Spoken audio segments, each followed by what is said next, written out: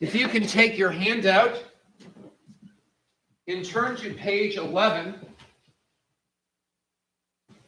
there's a Yiddish poem by Morris Rosenfeld.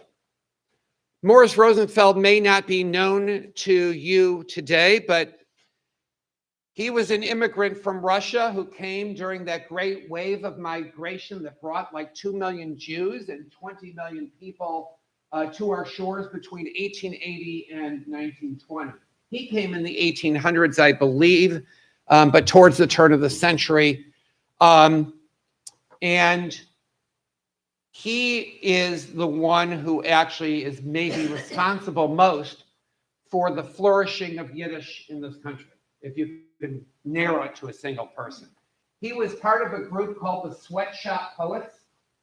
He took inspiration from the workers, but also was hurt by their plights. He himself was a worker in a sweatshop because many immigrants couldn't just, if they had a profession in the old world, they didn't necessarily have that profession to do here. But he also wrote this Hanukkah poem in Yiddish, which I grew up hearing, and I want us to read it, and then we're going to reflect on it. And I'm going to stop there and just read. So page 11 of your handout, I'm going to read it in the English because I think that Arlene may be the only one who understands Yiddish. And if I were to speak Yiddish, she would be laughing because my pronunciation is like a gringo. Okay, thank you. So it's O ihr kleine Lichterlech. Oh, you little candles, you tell histories, uncountable stories. You tell of bloody deeds, of resourcefulness and courage, miracles of long ago. When I see you sparkling, a vision comes flickering, telling a dream of old. Jew, you fought once. Jew, you prevailed once. God, it's hard to believe. Oh, you little candles, your moments of history awaken my torment. It moves me deep in my heart, and tearfully it, what will happen now? These are the verses that are mostly done, and these are the verses that are actually sung in Yiddish at Hanukkah time of day. The poem, from what I remember, is actually a little longer than this. It's more like 6 to 9, 6, 7 stanzas, but these are the 4 that are mostly done. Anybody want to react to anything in the particular stanza, particular image, the poem as a whole? What were you feeling as I read it? What came up for you? Yes? It was just a joyful, very, very moving perception of the camaraderie. You know, the whole, and to put new light into it, the scene, you know what I'm saying? The light, I can't lie, you know, it was just very moving. Wow. Yeah, thank you, Myra. So Myra, I'm going to repeat what we say or summarize it because people at home, it's hard to hear unless you're actually facing. So I'm if I don't do it justice, you can always correct me too, any misunderstanding. But Myra suggested how moving this poem was, and it gives us new way of looking at and approaching the lighting of the Hanukkah candles and the menorah, the Hanukkah. So thank you for that. Anybody else have something they'd like to share?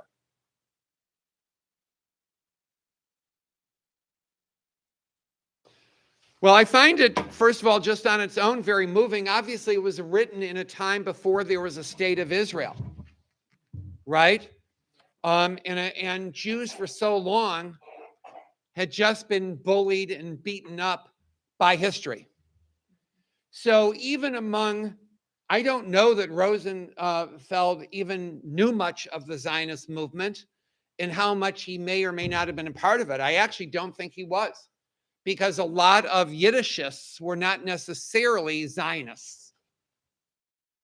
Some were, but not necessarily. I actually think that it shows that even though the Zionists highlighted the Maccabean victory and the memory of Jewish prowess and ability to defend ourselves and stand up for ourselves, it wasn't something that the Zionists made up. It was always in the environment of Hanukkah.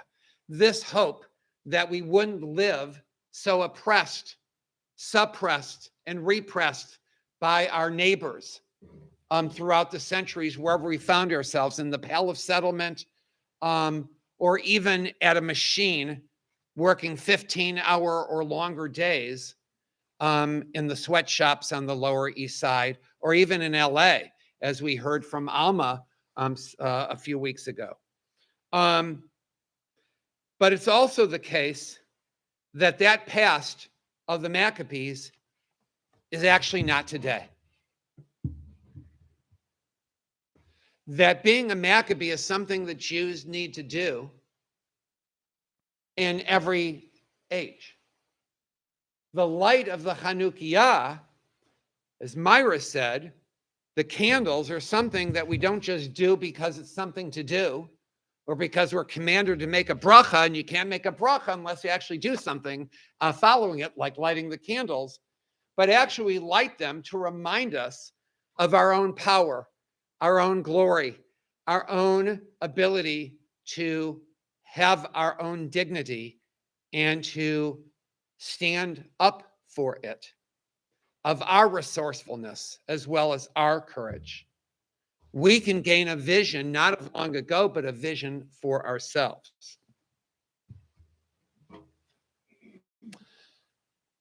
I'm especially, and by the song, an extraordinary moment. But shake a little bit, get a little verklempt even, because we were brutally attacked by terrorists on October 7th. And since then, acts of anti-Semitism in this country, according to the ADL, in the past 2 months have risen by 337%. This is very troubling. We are also seeing lots of anti-Semitism, not just acts, but statements and messaging. And we're actually seeing it from both the right and the left. Some of you may remember that after Charlottesville, I immediately said, if you place yourself on the right, don't talk about anti-Semitism left, but clean up your own house. And if you are on the left, don't talk about anti-Semitism on the right, clean up your own house.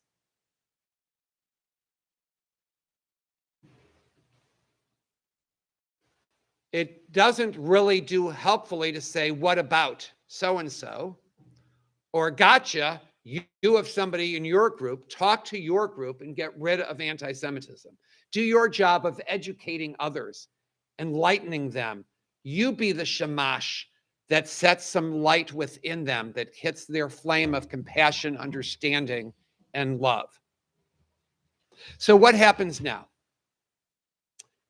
Because today is actually Isru Chag. I don't know if any of you have heard of Isru Chag. Isru Chag is actually for the 3 festivals of Pesach, Shavuot, and Sukkot. The day after is sort of a semi-holiday. You're still in that holiday mood after those 3 most important biblical festivals. But I think the day after is important for every holiday. Because the question is, what did you get out of the holiday that's going to transform you for tomorrow? How is the 8 days of Hanukkah, how is the candle lighting that Rosenfeld points to transforming you, encouraging you, inspiring you to do what, to be what, to say what? How is today moving forward a little tiny bit different because you had Hanukkah this year. And that this year's Hanukkah, Manishtanaha Hanukkah Hazot Mikala Hanukkah Kota Habaot. Right? How is this Hanukkah different? We don't need to ask the question, we know. Any thoughts? Yes, Phil. I think because of all the unrest and the anti-Semitism, it meant more to me this year than it had ever to show my Judaism to myself and to others. Beautiful. So Phil said that this year it was different for her, that she felt it a little bit more, the power of Hanukkah, the power of the candles, to inspire her to be a little bit more, not inside proud, but living proudly to be Jewish and to announce her Judaism as appropriate. Fantastic. I love that. Anybody else have a thought or reflection about how this Hanukkah maybe has changed you, or anything that this poem has brought to you? Yeah, Myra. I'll be very honest with you. I was very in my celebration of Father this year. I was very thin. It's like, of course, you do the acts. That's our responsibility. And responsibility plays a big role in Judaism. Yes. And of course, we went through our act, but I was more subdued this year just because of all the anti-Semitism and because of just all the horrible things that are happening to Jews. Mm-hmm. That is so understandable. Thank you, Myra, for that honesty. It's really important that, and it can be both, but Myra suggested that for her, it was a little subdued this year, knowing all that's going on in Israel and know all the anti-Semitism around us. It didn't feel to her quite as joyful as maybe other years were because of that. Thank you. Reality check.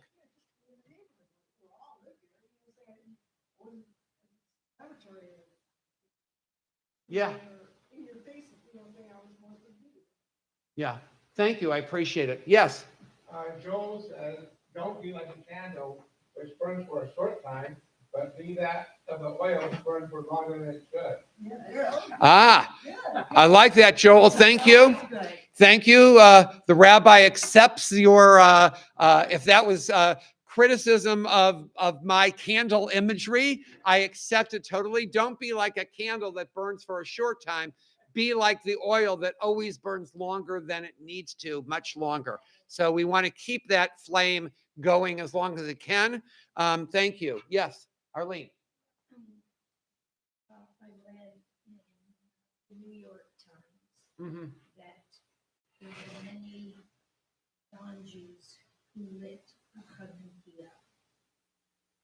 It was being promoted in the same way that the Danes wore the Star of David, was required by the Nazis. That it would be wonderful if we could have many, many people on Hanukkah. Thank you. So Arlene suggested that she had read in maybe it was the New York Times? Okay. Yes. One of them, a Jewish paper. Yes. The Yiddish journal. Yeah. Touche. I like it. She said that she read how there were many non-Jews this year that adopted candle lighting in solidarity with the hostages, with Israel, with the Jewish people during this very vulnerable time. And that it reminded her of the Danes in Europe when the Nazis came to Denmark.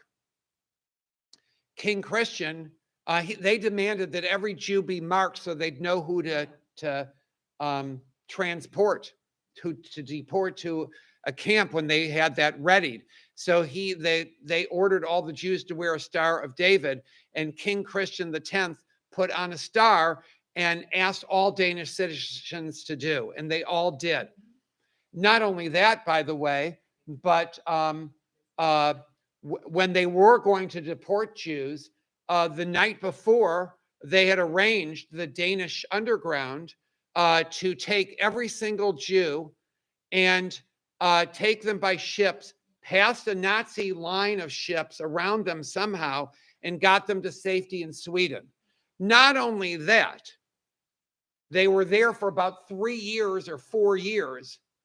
And at the end of the war, the Jews were welcomed back by the Danish people.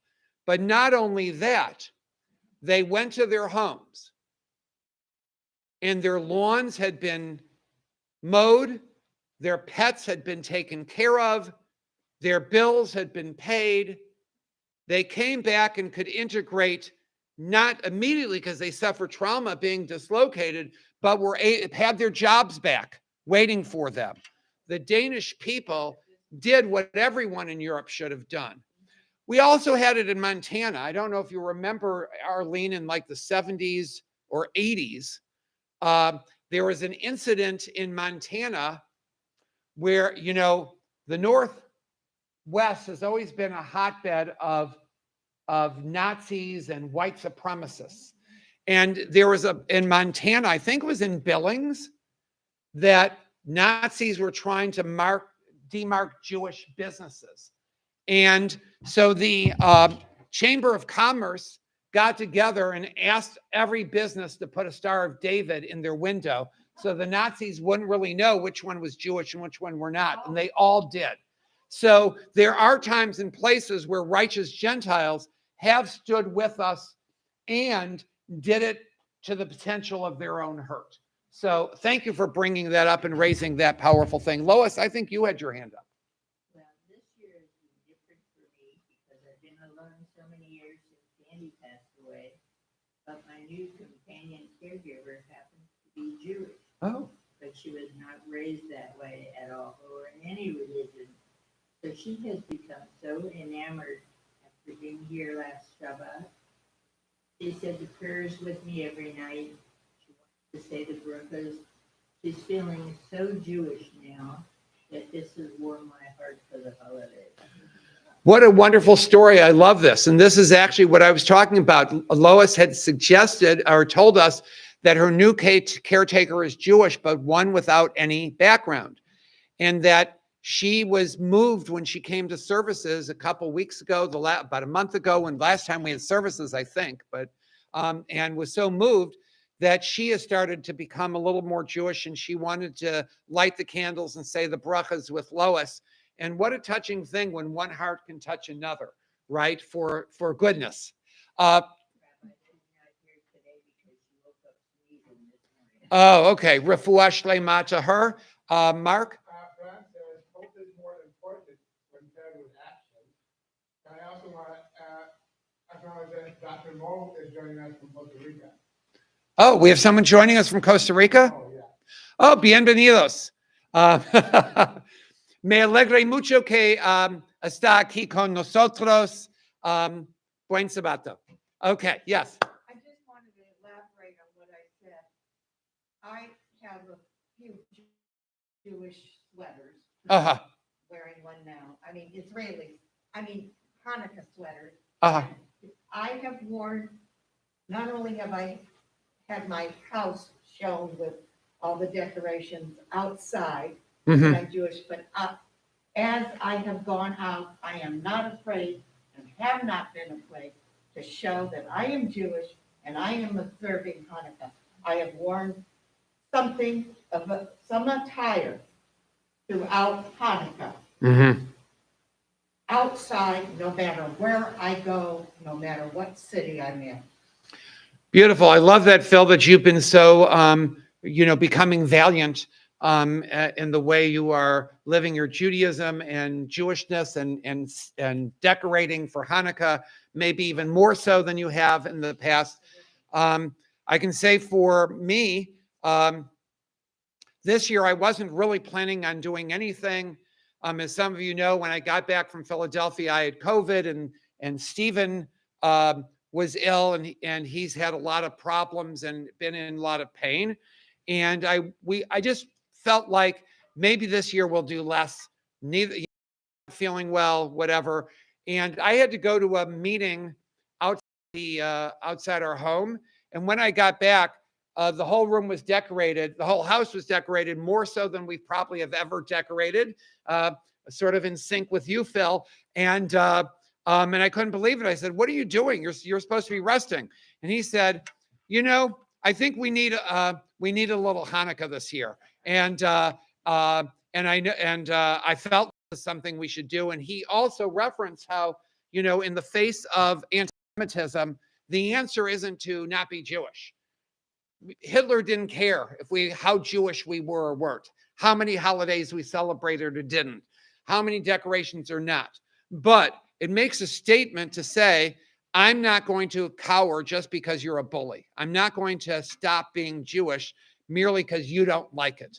That's your problem. It can't be my problem. So I'm sort of appreciative of that. We actually had, while it was in some ways low key, like Myra said, because of what's going on, it also, like you, Phil, our Hanukkah also had maybe more to it than ever before. There's, I don't know how many different Hanukkah events or parties we went to, but more than we usually do. I think people want to be together. Jews want to be together with other Jews. People in solidarity want to be with us, to support us, knowing that this Hanukkah we're feeling a lot more vulnerable than we usually do. So anyone else have anything to add or share? So, Alma, bavakasha.